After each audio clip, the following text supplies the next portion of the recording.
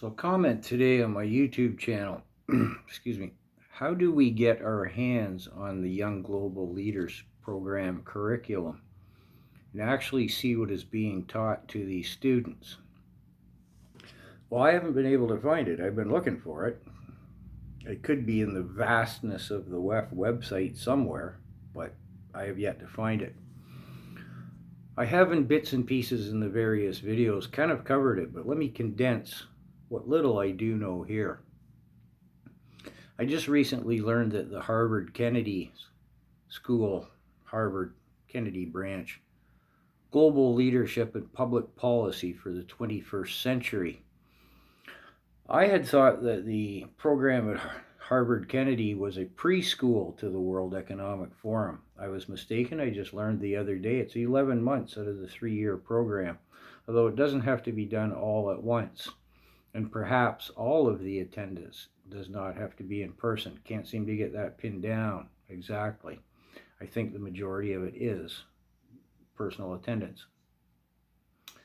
And then they have their final capstone assessment. I interpret that as their thesis at the Kennedy School. Now, as I mentioned, a little off the track, but part of it here, the WEF pays travel and accommodation, and there is no tuition fee for a young global leader student. The WEF covers it all. So I'm assuming then that the WEF pays the tuition at Harvard as well. And I'd imagine accommodation isn't like 2 to a room in a dormitory subsiding on ramen noodles and KD, if you know what I mean. Now, attendance at Davos and perhaps bonus points, I think, are given for, or bonus towards their final capstone assessment, graduation. For attendance at regional meetings, chairing and co-chairing meetings, writing and publishing articles within the WEF forum, all seem like they might, well, I say maybe bonus points towards graduation. See the vid I did recently on y.g.l with dates, locations, and related listed stuff in the chronology of it. I'll explain that further, which brings me now to the Global Future Councils, which are evidently part of the y.g.l curriculum. Again, see the vid I did on Jolie, or I did one very similar on Rachel Gilmore with her curriculum at the WEF. The titles of these Global Future Councils are somewhat revealing. For Jolie, a politician, we see attendance, participation, and co-chairing and chairing the future, these Global Future Councils. 2 titles for Jolie were, now she's a government MP, right? Future of Cultural Diversity was one of the Global Future Councils, and International Governance and Geopolitics. I didn't go back into my notes for Rachel Gilmore, but we see journalists and media personality. Rachel Gilmore was a journalist, now she's a social media influencer.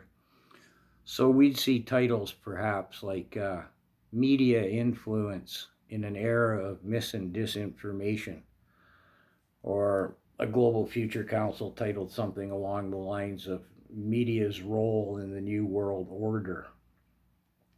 How many Global Future Councils there are, I don't know.